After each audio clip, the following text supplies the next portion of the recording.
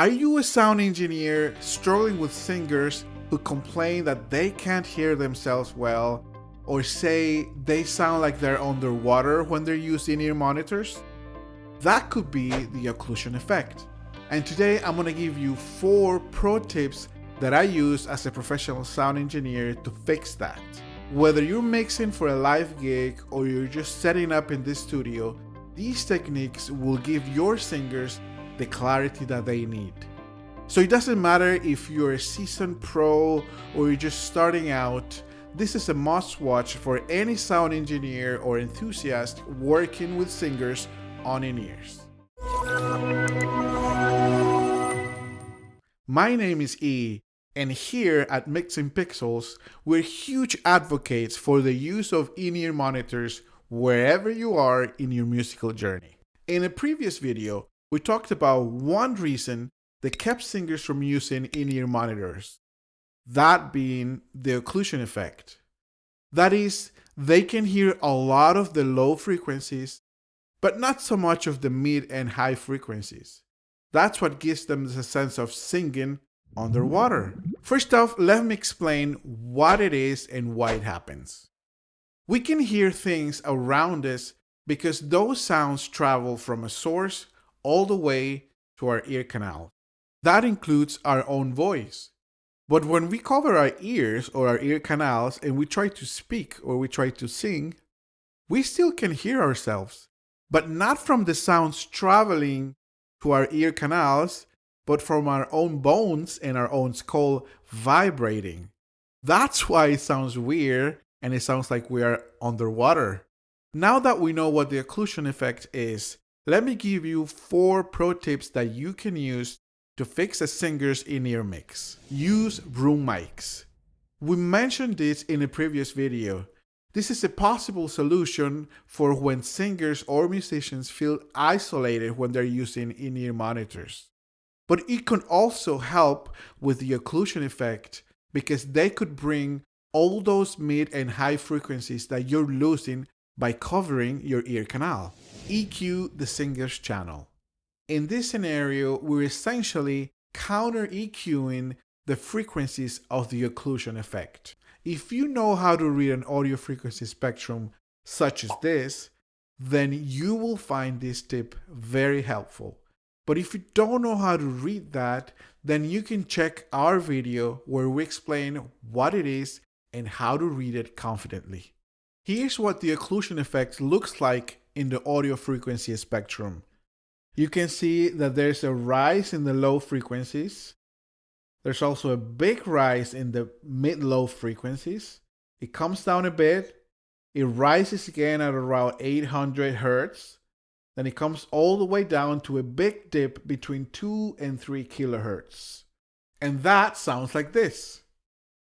The occlusion effect. It sounds like it's underwater. It sounds like there's a lot of low and mid lows and not a lot of high frequencies. Having that information, now you can go ahead and EQ that channel doing the opposite of the occlusion effect. So what I did here was I brought down those big rises in the low and mid-low frequencies, and then I brought up that big dip we had between 2 and 3 kilohertz. And now our voice sounds like this. We are fighting the occlusion effect. Fighting it, fighting it, fighting the occlusion effect. Clone the singer's channel. Now, in some cases, the EQ that I've just applied to the singer's channel might not really help you for the room or the PA that you're using. It's only helping the singer's in-ear monitor mix.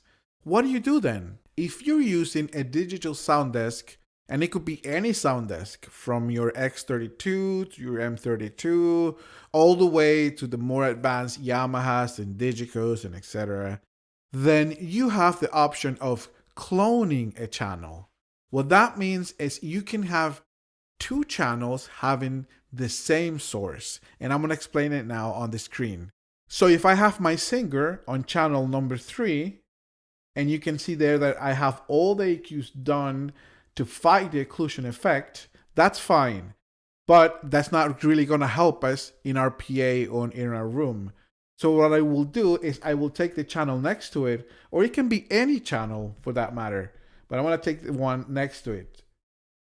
So on channel number 3 is coming from input number 3. I'm going to take the next channel that is coming from input number 4, and I'm going to say that it should come from input number 3. Now the channel has been cloned, it has been duplicated. So what I will do is I will take the channel with the countermeasures to fight the occlusion effects, and I will use it only for the singer's in-ear mix, because that's gonna really give him a clear mix. And I will take the other channel, the one that I have cloned or duplicated, it's coming from the same source, and I'm gonna use that one for our main PA or room. And I will do the EQs necessary for the PA or for that room. So in conclusion, the channel with the occlusion effect countermeasures is going only to the singer's in-ear mix. And the one that I've duplicated is going only to the PA. So that way you can fight the occlusion effect and you can have your singer happy, and you're happy as well doing all the EQs that you need for the room. As a live sound engineer, I know that in some gigs, if not most of them, you do not really have the time to do all the things that I've just explained. You're very busy setting up 100 channels, in-ear mixes, cables, the works. If that's the case and you still want to fight the occlusion effect, here's the trick that I usually apply.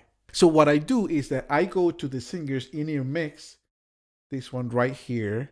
And remember, this is not the channel. This is not the singer's channel, but this is the overall in-ear mix.